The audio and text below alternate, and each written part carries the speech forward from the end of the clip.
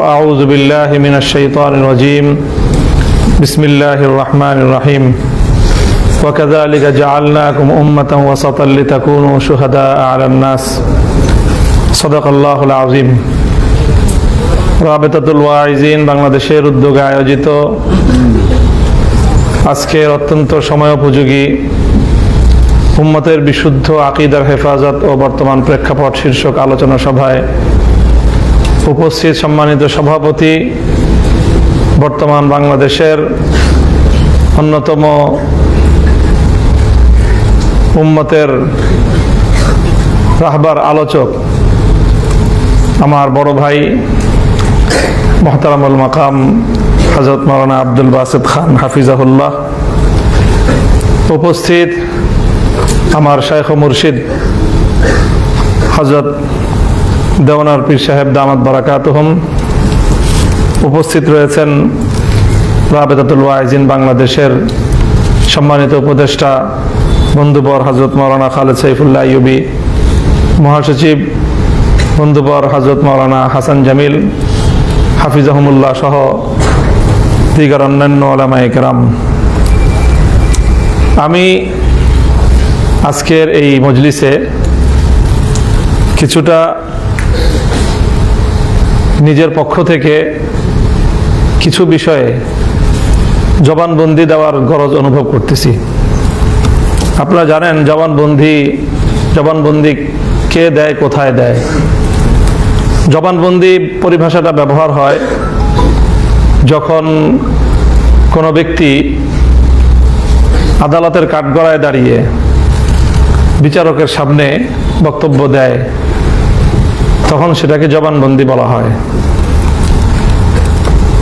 তো কাজে আমি মনে করি উম্মতের উলামায়ে কেরামের সামনে আমরা যারা কাজ করছি তাদের কাছে আমাদের জবাবদিহিতা করা, নিজেদের কথার পক্ষে নিজের ওয়াজাহাত ব্যক্ত করা, এটা তাদের দায়িত্ব।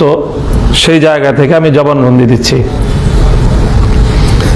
এবং আমি এই জবানবন্দিটা দেওয়াটা বিশেষ প্রয়োজনও মনে করছি, কারণ এখানে আমার বর্তমান সময়ের দুজন মুরব্বী উপস্থিত রয়েছেন, যাদের কাছে আমি সহস্রাধিক আলেম ওলামার উপস্থিতিতে ঘোষণা করছি মিডিয়ার সামনে যে বর্তমানে আমার নাকের মধ্যে লাগাম লাগানো আছে এবং আমার সেই লাগাম বিশেষভাবে আমার এই দুই মুরব্বীর হাতে আছেন।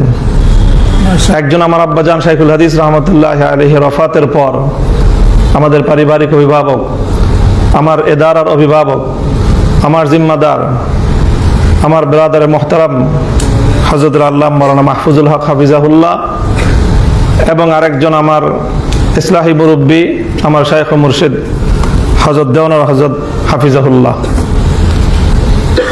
আমি অত্যন্ত আস্থা এবং আত্মবিশ্বাসের সাথে বলছি যে আমার এই দুই মুরব্বীর সাথে আমার দীর্ঘদিনের যেই পথ চলা এবং ওনাদের নির্দেশনা পালন করার যেই আত্মবিশ্বাস আমার আছে, সেই জায়গা থেকে আমি মনে করি যে ওনারা আমার দায়িত্ব গ্রহণ করতে ওনারা ইতস্তত বোধ করবেন না এবং ওনারা আমাকে ওনাদের ইতাআতকারী, ওনাদের আনুগত্যশীল একজন অনুগত ছোট ভাই এবং মুরিদ হিসাবে পাবেন, এই আত্মবিশ্বাস ওনাদের থাকার কথা। কাজেই আমি আমার এই দুই মুরব্বী, আরেকজন আজকের মজলিসে ছিলেন আমাদের ওস্তাদ সমতুল্য হযরত মাওলানা শেখ লিয়াকত আলী হাফিজাহুল্লাহ, যিনি বাংলাদেশের চিন্তাশীল আলেম ওলামাদের বর্তমানে একজন একেবারেই নক্ষত্রতুল্য ব্যক্তিত্ব। আপনারা অনেকেই জানেন মাদ্রাসা দারুর রাশাদের অন্যতম স্বপ্নদ্রষ্টা, আমাদের জামিয়া রহমানিয়া আরাবিয়ার দীর্ঘ প্রায় 20 শতাব্দীর যিনি মুহাদ্দিস, তিরমিজি শরীফের হাদিস পড়ান, শাইখুল হাদিস আল্লামা আজিজুল হক রহমতুল্লাহ আলাইহির অন্যতম ইলমি ওয়ারিস আল্লামা লিয়াকত আলী হাফিজাহুল্লাহ। আমি প্রথমেই কথা বলে দিচ্ছি এবং আজকের এই বক্তব্যের মাধ্যমে গোটা জাতির কাছে আমার এই বক্তব্য, আমার যে কোনো কাজের ব্যাপারে, আমার যে কোনো কর্মের ব্যাপারে যে কেউ যদি মনে করেন যে এই ব্যাপারে কোনো অভিযোগ থাকতে পারে, আপত্তি থাকতে পারে। আর যদি আমার ব্যাপারে আস্থা না হয় যে আমি হয়তো আপনাদের অভিযোগ আপত্তি আমলে নিব না, আমার এই 3 মুরব্বীকে বলেন, উপস্থিত 2 মুরব্বী আছেন, সাথে লিয়াকত আলী সাহেব হুজুরকে আমি যুক্ত করে দিলাম। আমার সাথে কথা বলতে হবে না, ওনারা 3 জন বসে যদি আমার ব্যাপারে যে কোনো ফয়সালা প্রদান করেন, আমি ওনাদের সেই আনুগত্য মেনে নিতে একচুল পরিমাণ কুণ্ঠিত হব না। আলহামদুলিল্লাহ। মুহতারাম হযরত উলামায়ে কেরাম, আজকে আকীদার হেফাজত বিষয় নিয়ে আলোচনা। তো আমি তো আলহামদুলিল্লাহ কওমি মাদ্রাসায় আগাগোড়া পড়াশোনা করেছি, এবং কওমি মাদ্রাসায় পড়াশোনা করার পর থেকেই আমার আব্বাজান শাইখুল হাদিস রহমতুল্লাহ আলাইহি আমাকে নিজে হাতে ধরে নিয়ে সিরাজগঞ্জ উত্তরবঙ্গের দারুল উলুম বেতুয়া মাদ্রাসার আব্দুল বাসেদ খান সাহেব হুজুর এখন যে মাদ্রাসার মুতামিম, ওই মাদ্রাসায় নিয়ে আমাকে টেবিলের এই পার থেকে ওই পারে বসায় দিয়ে আসছেন, এবং বুখারী শরীফের তাদরিসের জিম্মা আমাকে অর্পণ করে সেই নিবৃত এক পল্লীতে রেখে এসেছেন। সেই থেকে আজ 1996 সাল থেকে 2026 চলতেছে, হিসাবে 32 বছর বুখারী শরীফ তাদরিসের খেদমতের সাথে আল্লাহ পাক সম্পৃক্ত রেখেছেন। কাজী কোরআন এবং হাদিসের শিক্ষকতার অব্যাহত এই মেহনতের মাধ্যমে আল্লাহ পাক রব্বুল আলামিন কোরআন এবং হাদিসের কিছু ইলম বা কিছু মালুমাত আল্লাহ পাক রব্বুল আলামিন হাসিল করার তৌফিক দিয়েছেন। সেই জায়গাগুলোকে ভিত্তি করেই আমি আমার সকল কার্যক্রম পরিচালনা করি। আমি এখানে খুব কথা লম্বা বলবো না, 2-3টা কথা। এই যে আকীদার যে আলোচনা, এই আলোচনায় আমি যেহেতু একটা বিশেষ অঙ্গনে আমাদের আকাবের এবং আসলাফদের এবং আমাদের পুরা মাসলাকে দেওবন্দিয়াতের আমি একটা প্রতিনিধিত্বশীল জায়গায়, যেভাবেই হোক যে করেই হোক আমাকে পৌঁছায় দেওয়া হয়েছে, এবং এর জন্য সবচেয়ে বড় অবদান হলো বিগত ফ্যাসিবাদী শেখ হাসিনা।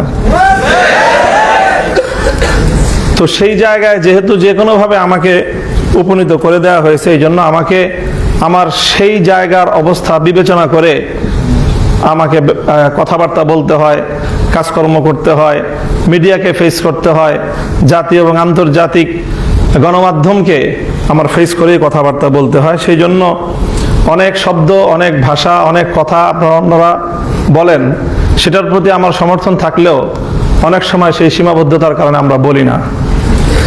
এবং আমি মনে করি যে কিছু কিছু আলফাজ আছে যেগুলো বর্তমান সময়ে লফজের হিকমতের মধ্যে পড়বে, যেরকম ফিতনায়ে ইনকারে হাদিস, এটা একটা অনওয়ান, আবার ফিতনায়ে আহলে কোরআন একই অনওয়ান।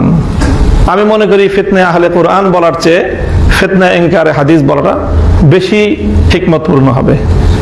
আহলে কোরআন বললে অনেক মানুষ বিভ্রান্ত হয়ে যাবে এই শিরোনাম শুনেই, যে আহলে কোরআন তো ভালো জিনিস, তারপরে আহলে কোরআনের বিরুদ্ধে লাগছেন কেন?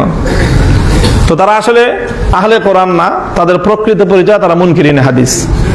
ঠিক একইভাবে আহলে হাদিস বা এই জাতীয় শব্দে তারা তানকিদ না করে ফিতনা ইনকারে তাকলিদ, তাকলিদ অস্বীকার করা, এটা উম্মতের মধ্যে অনেক বড় এক ফিতনা।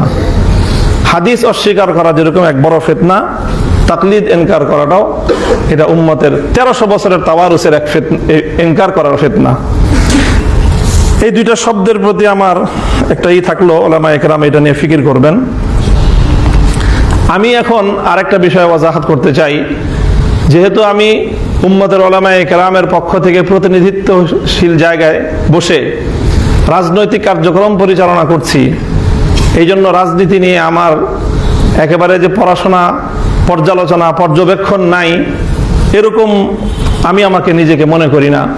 বরং আমি আমার রাজনৈতিক পথ চলায় প্রতিটি পদক্ষেপে আমি আমার আকাবের আসলাফ, আমার পূর্বসূরি, বিশেষ করে উলামায়ে দেওবন্দের প্রতিটি রাজনৈতিক সন্ধিক্ষণের ওনাদের কর্মকাণ্ড, কর্মপন্থা নিয়ে আমার চুলচেরা বিশ্লেষণ করার সুযোগ অন্যদের চেয়ে বেশি হয়। সেই জায়গা থেকে আমি মাসলাকে দেওবন্দের সিয়াসি ফিকরটা কি, রাজনৈতিক চিন্তাধারাই বা কি এবং তাদের রাজনৈতিক কর্মপন্থাটা কি, আমি খুব সংক্ষেপে 2-4টা কথা থেকে আমি যতটুকু বুঝেছি আপনাদের কাছে উপস্থাপন করার চেষ্টা করি। যেমন ধরেন, আমাদের এই পাক ভারত উপমহাদেশে দেওবন্দি ওলামায়ে কেরামের রাজনীতির অন্যতম একজন মুখপাত্র হিসেবে বা প্রধান মুখপাত্র হিসেবে যদি আমি শাইখুল হিন্দ মাহমুদ হাসান দেওবন্দি রহমতুল্লাহ আলাইহির নাম বলি, আমি মনে হয় আমি খুব বেশি বাড়িয়ে বলবো না। আমাদের জামিয়া রহমানিয়া আরাবিয়ায় শাইখুল হাদিস আল্লামা আজিজুল হক রহমতুল্লাহ আলাইহির সাথে আমাদের আরো কিছু উস্তাদদের আসাতেজায়ে কেরামের সিয়াসি কিছু বিষয় নিয়ে ইখতিলাফ হতো, যার অন্যতম একজন ছিলেন আমাদের উস্তাদে মোহতারাম হযরতুল আল্লামা শাইখুল হাদিস হযরত মাওলানা মুফতি মনসুরুল হক হাফিজাহুল্লাহ তাআলা। শাইখের সাথে যখন ইখতিলাফ হতো, কিছু বিষয় নিয়ে ইখতিলাফ তো ছিলই, তো সেখানে বারবার হাকিমুল উম্মাত থানভী রহমতুল্লাহ আলাইহির নাম আলোচনায় আসতো। তো হযরত শাইখুল হাদিস রহমতুল্লাহ আলাইহি তখন কোন এক প্রসঙ্গে আমাদেরকে একটা কথা বলেছিলেন যে আমাদের দেওবন্দি ওলামায়ে কেরামের মধ্যে, আকাবিরিনদের মধ্যে হযরত থানভী রহমতুল্লাহ আলাইহি এবং হযরত হুসাইন আহমদ মাদানী রহমতুল্লাহ আলাইহির মধ্যে সিয়াসি ফিকির নিয়ে কিছু ইখতিলাফ ছিল। তো আমরা আমাদের এই দোনো আকাবিরকে সিয়াসতের ক্ষেত্রে ওনাদেরকে মুক্তাদা এবং ইমাম মেনে আমরা ওনাদের যে শায়েখ মাজমাউল বাহরাইন, যেখান থেকে মাদানীও আসছে, থানভীও আসছে, শাইখুল হিন্দ মাহমুদ হাসান দেওবন্দি রহমতুল্লাহ আলাইহির সিয়াসি ফিকিরকে আমরা ধারণ করি। আমার স্পষ্ট বক্তব্য আজকে এখানে, শাইখুল হাদিস রহমতুল্লাহ আলাইহির সেই কথাকে আমি অন্তরে দৃঢ়ভাবে ধারণ করি এবং আমরা যে রাজনীতির উত্তরাধিকার বহন করি, আমি মামুনুল হক শাইখুল হিন্দ মাহমুদ হাসান দেওবন্দি রহমতুল্লাহ আলাইহির রাজনীতির একজন আদনা কর্মী এবং গোলাম। এটা হলো আমার স্পষ্ট বক্তব্য। শাইখুল হিন্দ রহমতুল্লাহ আলাইহির রাজনীতির একটা অন্যতম দর্শন ছিল, ওনার একটা প্রসিদ্ধ মাকুলা আছে। আমরা জানি ইংরেজ বিরোধী আন্দোলনের প্রধান রূপকার ছিলেন শাইখুল হিন্দ রহমতুল্লাহ আলাইহি এই ভারতবর্ষে, যিনি তর্কে মুওয়ালাত অসহযোগ আন্দোলনের রূপরেখা দিয়েছিলেন, যিনি 4 বছর আন্দামান সেই কারাগারে বন্দী ছিলেন। শাইখুল হিন্দ রহমতুল্লাহ আলাইহি ইংরেজদেরকে খেদানোর জন্য এই ভারতবর্ষ জুড়ে জমিয়তুল আনসার গঠন করেছিলেন, বিশাল বিশাল আজিমুশান। তারপরে তিনি ছিলেন তাহরিকে রেশমি রুমালের মূল পরিকল্পনাকারী এবং অবিসংবাদিত নেতৃত্ব দানকারী। শাইখুল হিন্দ রহমতুল্লাহ আলাইহি বলতেন যে ইংরেজদের বিরুদ্ধে যখন তিনি হিন্দুদের সঙ্গে ঐক্যবদ্ধ জোটবদ্ধ আন্দোলন শুরু করলেন, তো অনেকে শাইখুল হিন্দ রহমতুল্লাহ আলাইহির বিরুদ্ধে এটা নিয়ে কালাম করত, তানকিদ করতেন। তখন শাইখুল হিন্দ রহমতুল্লাহ আলাইহি নিজের অবস্থান পরিষ্কার করেছেন, अगर इंग्रेज के खिलाफ कोई कुत्ता भी आगे बढ़े तो शाइखुल हिंद उसका साथ देगा। ইংরেজদের বিরুদ্ধে একটা কুকুরও যদি অগ্রসর হয়, আজ এই উপমহাদেশের সামগ্রিক বাস্তবতা, এই উপমহাদেশবাসীর ভাগ্যের পরিবর্তনের জন্য, এই উপমহাদেশের আগামী দিনের ইসলাম এবং মুসলমানদের ইমানি, মুলকি, তাদের সামষ্টিক অধিকার, স্বার্থ সংরক্ষণ করার জন্য ইংরেজদেরকে বিতরণ করা ছাড়া কোনো উপায় নাই। কাজে ইংরেজদের বিরুদ্ধে যারাই মাঠে নামবে, শাইখুল হিন্দ তাদের সঙ্গে থাকবে। কাজে আমি মনে করি যে ঠিক তদ্রূপ রাজনীতির মধ্যে অনেক প্রতিপক্ষ থাকে এবং সেই প্রতিপক্ষদের মধ্যে একটা তরতিব করতে হয়। সব প্রতিপক্ষকে একসঙ্গে ময়দানে মোকাবেলায় নামতে গেলে তখন নিজে পরাজয় বরণ করা ছাড়া এবং নিজের অস্তিত্বকে হুমকিতে ফেলানো ছাড়া কোনো কিছুই হয় না। সেই সময়ে যদি শাইখুল হিন্দ রহমতুল্লাহ আলাইহি এবং আমাদের আকাবিরিনগণ ইংরেজদের মোকাবেলায় যখন ওনারা হিন্দু মুসলিম ঐক্যবদ্ধ হয়ে লড়াই করেছেন, তখন যদি হিন্দুদের সঙ্গে নিজেদের ইখতিলাফাতগুলিকে ওনারা এটাকে যদি মাথাচাড়া দিয়ে উঠতে দিতেন, তাহলে এই উপমহাদেশ থেকে ইংরেজদেরকে বিতাড়িত করা সম্ভব হতো না। ঠিক একই জিনিস আমরা দেখি যখন আমাদের আকাবিরিনগণ পাকিস্তানে, মুত্তাহিদা পাকিস্তানে, ঐক্যবদ্ধ পাকিস্তান আমলে যখন কাদিয়ানীদেরকে অমুসলিম ঘোষণা করার এই আন্দোলন শুরু হলো, তখন আমাদের আকাবিরিনরা দেখেছিলেন, দেওবন্দি আকাবেররা, যদি এই আন্দোলনে আমাদেরকে সফলতা অর্জন করতে হয়, তাহলে আমাদেরকে আরো যেই সকল বিষয়ে আকীদার বিষয়ে, মাসলাক বিষয়ে, নানা বিষয়ে অন্যদের সাথে যে সমস্ত ইখতিলাফাত আছে, সেই সব ইখতিলাফাতগুলিকে এখন এক মোহনায় নিয়ে আসতে হবে। আর না হলে আমরা এই কাদিয়ানীদের মোকাবেলায়, এই আন্দোলনে, রাজনৈতিক এই কর্মসূচিতে আমরা সাফল্য অর্জন করতে পারবো না। আমাদের আকাবির হযরত মাওলানা ইউসুফ বিন নুরি রহমতুল্লাহ আলাই, হযরত মুফতি মাহমুদ রহমতুল্লাহ আলাই সহ আমাদের আকাবিরিনগণ তখন শুধুমাত্র বেরেলভী আর মওদুদি নয়, বরং আমাদের অধিকাংশ বা প্রায় কোন কোন ক্ষেত্রে মুত্তাফাকা যাদের ব্যাপারে রায়, শিয়া তাকফিরের ব্যাপারে শিয়াদেরকে পর্যন্ত ঐক্যবদ্ধ করে ওনারা পাকিস্তানের অ্যাসেম্বলিতে ঐক্যবদ্ধ আন্দোলন, অ্যাসেম্বলির ভিতরে এবং বাইরে, রাজপথে এবং সংসদে একযোগে ঐক্যবদ্ধ একটা অবস্থান তৈরি করে পাকিস্তানে সেই ঐতিহাসিক কাদিয়ানীদেরকে অমুসলিম বিল তারা পাশ করেছেন। কাজে আমি মনে করি এগুলো আমাদের সামনে আমাদের আকাবিরিনদের সিয়াসি পলিসি, রাজনৈতিক কর্মপন্থা, রাজনৈতিক কর্মপদ্ধতি। আমরা রাজনীতিটা করি আসলে কি জন্য? আমি আমার রাজনৈতিক চিন্তাধারাটা স্পষ্ট করছি। আমাদের রাজনীতির প্রধান দুটো লক্ষ্য, একটা সুদূর প্রসারী আর একটা বর্তমান লক্ষ্য। আমাদের রাজনীতির লক্ষ্য হলো যে আমরা হলাম পাহারাদার, আমরা পাহারাদার। এখন আপনি পাহারাদারকে যেই নামে আখ্যায়িত করতে পারেন। বাড়ির সামনে পাহারাদার থাকে, আপনার চৌকিদারও পাহারাদারি করে, দারোয়ানও পাহারাদারি করে, একটা কুকুর থাকে সেও পাহারাদারি করে। আপনি আমাকে চৌকিদার মনে করতে পারেন, দারোয়ান মনে করতে পারেন, অথবা উলামায়ে দেওবন্দের দ্বীনি সকল কাজের একটা কুকুর পাহারাদার মনে করতে পারেন। সেটা আমার কোনো বিষয় আসে যায় না। আমি যে রাজনীতি করি, আমার সেই রাজনীতির মূল লক্ষ্য এবং উদ্দেশ্য হলো আমাদের আকাবির এবং আসলাফ উলামায়ে দেওবন্দ এই উপমহাদেশ জুড়ে দ্বীনের যে সমস্ত হামাগির খিদমত এবং কর্মকাণ্ড আঞ্জাম দিচ্ছেন, সেই কর্মকাণ্ডগুলিকে একটা কুকুর হিসেবে পাহারাদারি করাই হলো আমার রাজনীতি। পরিষ্কার আমার বক্তব্য এটা। আমরা রাজনীতি করি এই জন্য যেন আমাদের খানকাহগুলিতে আমাদের মাশায়েখরা বসে ওখানে তারা যেন নিরাপদে ওনারা যেন ইসলাহ এবং তাজকিয়ার কাজ করতে পারেন। আমরা রাজনীতি করি এই জন্য যেন আমাদের দাওয়াতের কাফেলাগুলো তারা দাওয়াতের মেহনত নিয়ে প্রত্যেকটা জায়গায় জায়গায় ছড়িয়ে পড়তে পারেন। আজ জানেন বাংলাদেশে, এই বাংলাদেশে 99% মুসলমানদের বাংলাদেশে দাওয়াতুল ইসলাম ইলা গায়রিল মুসলিমিন, গায়রে মুসলিমদের কাছে যারা দাওয়াত নিয়ে যেত, সেই দাওয়াতের মেহনত আজ কতটা ঝুঁকির মুখে। যারা সেই দাওয়াত দেয় তারা আজকে কতটা হুমকির মুখে, রাষ্ট্রীয় হুমকির মুখে, আন্তর্জাতিক হুমকির মুখে। এই সকল দায়ীদেরকে নিরাপত্তা দেওয়া এবং তাদের পাশে দাঁড়ানো, কণ্ঠ উচ্চারিত করে তাদের জন্য সিনা টান করে ময়দানে দাঁড়িয়ে যাওয়াই হলো আমাদের রাজনীতি। এবং আমি করব সেটা ইনশাআল্লাহ, সেটা করব ইনশাআল্লাহ। আমি শেখ কালিম সিদ্দিকী হাফিজাহুল্লাহর একজন শাগরিদ।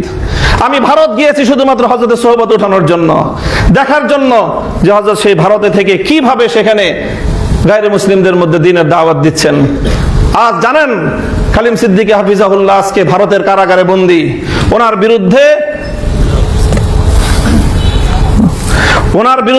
ভারতের আদালত রায় দিয়েছে, তিনি হলো মানে কি বলে এটাকে, না মানে একেবারে ওনাকে যাবজ্জীবন কারাদণ্ড রায় দেওয়া হয়েছে। যাবজ্জীবন কারাদণ্ড। অপরাধ একটাই, উনি অমুসলিমদেরকে ইসলামের দাওয়াত দিয়েছেন। এই জন্য ওই দাওয়াতের সিলসিলা আজকে বাংলাদেশে যারা দাওয়াতের কাজ করেন, আজ তারা হুমকির মুখে। বাংলাদেশে এই তাদেরকে তাহাফুজ দেওয়া, তাদের পক্ষে মাঠে কথা বলা, সংসদে কথা বলা, প্রয়োজনে রাজপথে কর্মসূচি দেওয়া, এটাই হলো মামুনুল হকদের রাজনীতি। আমি হয়তো দাওয়াত নিয়ে যাব না, আমি হয়তো দাওয়াত নিয়ে সরাসরি নিজে যাব না, কিন্তু আমি বলবো আমার কালেমার দাওয়াত নিয়ে যারা যাবে পাহাড়ি অঞ্চলে, সেই গারো অঞ্চলে, সেই মুসলমানদের দুর্বলতার, মুসলমানদের দারিদ্র্যের সুযোগ নিয়ে যে খ্রিস্টান মিশনারিরা, যে সকল বিধর্মীরা, কাদিয়ানীরা মুসলমানদের ইসলামকে, ইমানকে খরিদ করে নিবে, ইমান হারা করবে, সেই সকল মুসলমানদেরকে বুঝিয়ে শুনিয়ে আবার ইসলামের এই ইসলামের পতাকার নিচে, ইসলামের শামিয়ানার নিচে ফিরিয়ে আনার জন্য যারা মেহনত করবে, দাওয়াত দিবে, তাদের সেই দাওয়াতকে তোমরা প্রতিহত করবা। যারা এই সকল দাওয়াতি কাজগুলোকে প্রতিহত করার চেষ্টা করবে, যত বড় শক্তি হোক, সেটা ইন্টারনাল শক্তি হোক, এক্সটার্নাল শক্তি হোক, দেশের ভিতরের শক্তি হোক, আন্তর্জাতিক শক্তি হোক, লড়াই করার জন্য দুইবার ভাববো না ইনশাআল্লাহ আমরা। এটাই হলো আমাদের রাজনীতি, এটাই হলো আমাদের রাজনীতি। দাওয়াতের কাজ করবেন, তালিমের কাজ চলবে। মাদ্রাসাগুলো তাদের স্বকীয়তার উপর ভিত্তি করে আকাবির এবং আসলাফদের তর্জ তরিকার উপর তালিম চলবে, তালিমের মেহনত চলবে। কেউ যদি এখানে এসে অবৈধ হস্তক্ষেপ করতে চায়, সেই কালো হাত ভেঙে গুড়িয়ে দেওয়ার জন্য তাদের মোকাবেলায় রাজপথে সিনাটান করিয়ে দেওয়া, সিনাটান করে দাঁড়িয়ে যাওয়া, এটাই হলো আমাদের রাজনীতি। কাজেই আমাদের রাজনীতির যে মূল মাকসাদ, তার অন্যতম একটা মাকসাদ হলো পাহারাদারি করা। আপনি সেই পাহারাদারি, আমি আবারও বলছি, আপনি আমাকে দারোয়ানের মর্যাদা দিলেন না চৌকিদারের মর্যাদা দিলেন, না আপনি আমাকে কওমি অঙ্গনের একজন পাহারাদার কুকুর হিসেবে মূল্যায়ন করলেন, সেটা আমার কাছে খুব বেশি বড় বিষয় নয়। তবে জেনে রাখেন, কুকুর হলো আপনাদের এই কাজের পাহারাদারি করার জন্য আমরা দাঁড়িয়ে আছি। আপনি মুনাজারা ইসলাম মুনাজারা করেন, মুনাজারা করেন, আপনারা বাতিলের মোকাবেলায় দালায়েলের বহস করেন, আপনারা আপনাদের মতো করে বহস করে যান। আমরা হয়তো মুনাজারা করব না, বহস করব না, কিন্তু আপনি আহলে হক হয়ে, আপনি উলামায়ে দেওবন্দের একজন মুখপাত্র হয়ে যখন মুনাজারা করবেন, মনে রাখবেন আপনার তাহাফুজের জন্য আপনার পিছনে মামুনুল হক কুকুর হয়ে দাঁড়িয়ে আছে।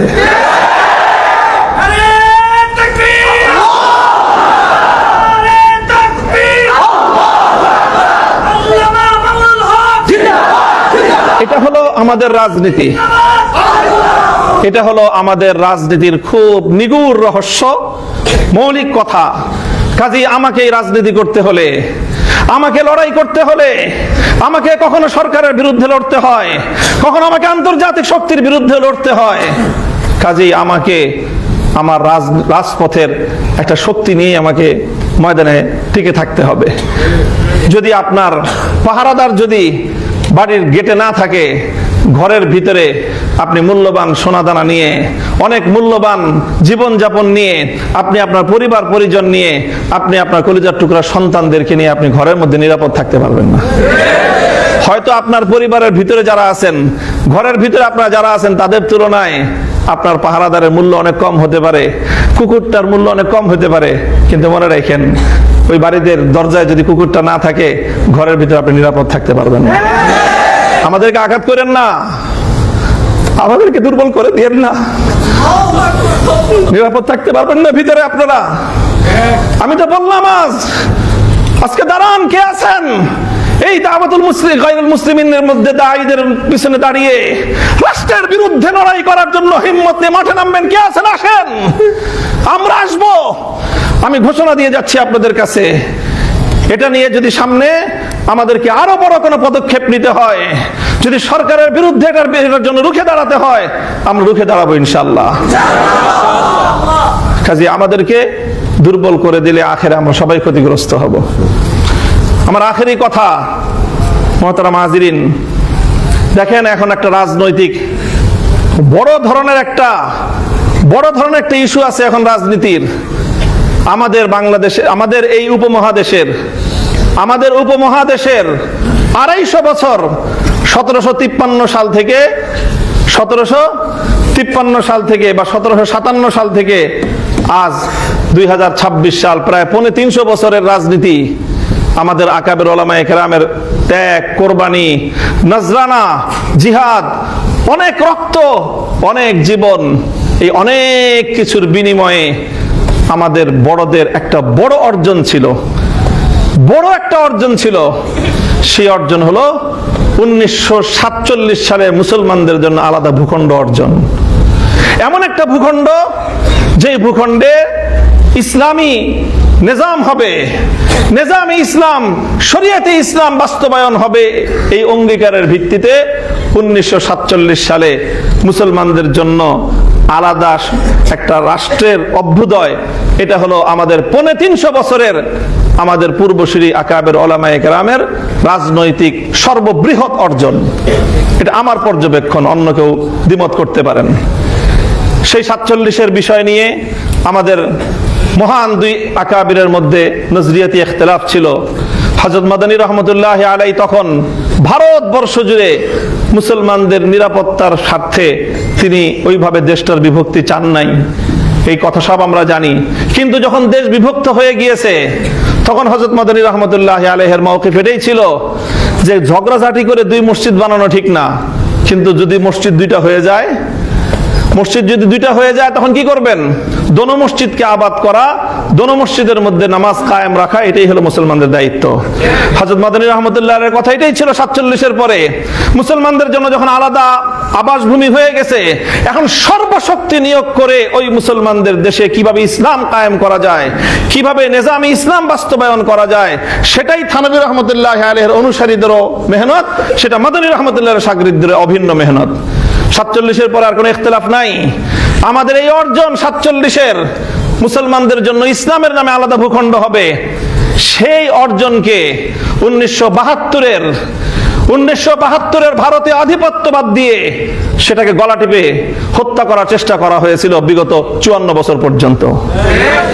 1972 থেকে 2024 সাল পর্যন্ত 47-এর কথা কেউ বলতে পারতো না।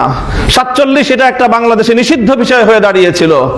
এই 2024-এর বিপ্লবের পর সর্বপ্রথম যে আওয়াজ উচ্চারিত হলো, এটার জন্য আমি জুলাই যোদ্ধাদেরকে শ্রদ্ধা করি, ভালোবাসি, স্নেহ করি, মমতা করি, তাদের পক্ষ হয়ে আমি লড়াই করি, কারণ তারা সর্বপ্রথম এই আওয়াজ আবার নতুন করে বাংলাদেশের মাটিতে উত্থাপন করেছে।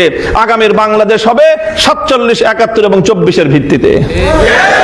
এখন আমাদের রাজনীতি, যারা নিজেদেরকে শাব্বির আহমদ ওসমানী রহমতুল্লাহ আলাইহির সন্তান মনে করো, যারা নিজেদেরকে জাফর আহমদ ওসমানী রহমতুল্লাহ আলাইহির সন্তান মনে করো, যারা ইতিহাস পড়ো যে তোমাদের 47 সালে স্বাধীনতার পতাকা ইংরেজদেরকে বিতাড়িত করে শাব্বির আহমদ ওসমানী উত্তোলন করেছিলেন, যারা শাব্বির আহমদ ওসমানী রহমতুল্লাহ আলাইহির ফাতহুল মুলহিম পড়ে ইলম অর্জন করো, যারা জাফর আহমদ ওসমানী রহমতুল্লাহ আলাইহির ইলাউস সুনান পড়ে গায়রে মুকাল্লিদিনদের বিরুদ্ধে বহস করো, তোমাদের জানা উচিত যে এই ওসমানী রাহিমাহুমাল্লাহর সেই আমানত, সেই ইসলাম এবং মুসলমানদের ভিত্তিতে আবার দেশ গড়ার নতুন দিনের মুয়াজ্জিনরা আযান দিচ্ছে, নতুন বেলাল আযান দিচ্ছে।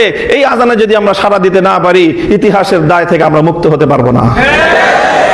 কাজেই 47-এর ভিত্তিতে নতুন বাংলাদেশ গড়বার যে আন্দোলন, এটা মাওলানা মওদুদী সাহেব এবং তার অনুসারীদের আন্দোলন না। কারণ 47 সালে মাওলানা মওদুদী সাহেব এই দেশ বিভক্তির পক্ষে ছিলেন না। তিনি মুসলমানদের জন্য আলাদা আবাসভূমি চান নাই, পরিষ্কার কথা। এটা চেয়েছিলেন শাব্বির আহমদ ওসমানী, এটা চেয়েছিলেন মুফতি শফি ওসমানী রহমতুল্লাহ আলাইহি, মুফতি আজম মুফতি শফি রহমতুল্লাহ আলাইহি, এটা চেয়েছিলেন সৈয়দ সুলাইমান নদভী রহমতুল্লাহ আলাইহি, এটা চেয়েছিলেন জাফর আহমদ ওসমানী রহমতুল্লাহ আলাইহি, এটা চেয়েছিলেন শামসুল হক ফরিদপুরি রহমতুল্লাহ আলাইহি, এটা চেয়েছিলেন আতহার আলী রহমতুল্লাহ আলাইহি, এটা চেয়েছিলেন এই দেশের উলামায়ে কেরাম এবং দেওবন্দি উলামায়ে কেরাম। কাজেই 47-এর ভিত্তিতে আগামীর বাংলাদেশ গড়বার জন্য এখন আমাদেরকে জুলাই রক্ষা করতে হবে। কারণ জুলাইয়ের হাত ধরে 47 আবার প্রাসঙ্গিক হয়েছে। এখন যদি জুলাই হাতছাড়া হয়ে যায়, 47 আবার হাতছাড়া হয়ে যাবে। কাজেই হে আমার কওমের সন্তানেরা, আমি তোমাদেরকে বলতে চাই, ডাক দিয়ে যাই, আমাদের পূর্বপুরুষরা, আর আমার একটু বেশি আবেগ এই জন্য, কারণ শাব্বির আহমদ ওসমানী, জাফর আহমদ ওসমানী তারা দুজন আমার সরাসরি দাদা ওস্তাদ। শাইখুল হাদিস রহমতুল্লাহ আলাইহির বুখারীর দুইজন ওস্তাদ, একজন জাফর আহমদ ওসমানী রহমতুল্লাহ আলাইহি, আরেকজন শাব্বির আহমদ ওসমানী রহমতুল্লাহ আলাইহি। এটাকে শুধু আমরা আমাদের রাজনৈতিক বিরাসত মনে করি না, এটা আমরা আমাদের দ্বীনি বিরাসত মনে করি, ইলমি বিরাসত মনে করি, দ্বীনি আমানত মনে করি। এই বাংলাদেশের মাটিতে আবার নতুন করে এইভাবে 47-এর চেতনার ভিত্তিতে দিল্লির গোলামীর জিঞ্জির ছিন্ন করে ইসলাম এবং মুসলিম জাতিসত্তার ভিত্তিতে নতুন দেশ গড়বার এই আওয়াজ যেটা উঠেছে, এই আওয়াজকে পূর্ণতা পর্যন্ত পৌঁছে দেওয়া, এটাই হলো আমাদের রাজনীতি। আমি আমার কথা আর দীর্ঘায়িত করছি না, সকলের কাছে মাপ চাই, অনেক বেশি কথা বলে ফেলেছি। আমি আবার আমার ওই কথা পুনরাবৃত্তি করছি যে ইনশাআল্লাহ আমি আমার মুরব্বীদের সামনে নিজেকে সর্বান্তকরণে সুপর্দ করে দিয়ে আমার ব্যাপারে যে কোনো অভিযোগ, যে কোনো কথা, যে কোনো প্রশ্ন থাকলে ওনাদের সাথে কথা বলেন। যদি আমার সাথে কথা বলতে না পারেন, ওনারা মুত্তাফাকা হয়ে যে ফয়সালা দিবেন, সেই ফয়সালার যদি বাইরে এক কদম আমি ফেলি মামুনুল হক, তাহলে সেই দিন আপনারা আমাকে সবাই আমার আনুগত্য পরিহার করবেন। এটা থাকলে আপনাদের কাছে আমার বিশেষ অনুরোধ। আল্লাহ আপনাদের সকলকে কবুল করুন। বাংলাদেশের ওলামায়ে দেওবন্দ ইসলামের সঠিক যে মানহাজ, এটা যে আগে বাড়ায় নিয়ে যাচ্ছে, আমরা পাহারাদার হিসাবে হলেও এই মাসলাকের সাথে, এই মাশরাবের সাথে, এই ফিকরার সাথেই আমরা ইনশাআল্লাহ আল্লাহ পাক রব্বুল আলামিন আমাদেরকে শেষ দম পর্যন্ত, জীবনের শেষ মুহূর্ত পর্যন্ত এভাবে লেগে থাকার তৌফিক দান করুন। আপনাদের সকলকে শুকরিয়া জানিয়ে রাবেতাতুল ওয়াইজিন বাংলাদেশের উত্তরোত্তর সাফল্য এবং উন্নতি কামনা করে আমি আমার কথা শেষ করলাম। ওয়া আখিরু দাওয়ানা আলহামদুলিল্লাহি রাব্বিল আলামিন। আসসালামু আলাইকুম ওয়া রাহমাতুল্লাহ। হ্যাঁ, বসো বসো, সব বসো, দাঁড়ায় বসো।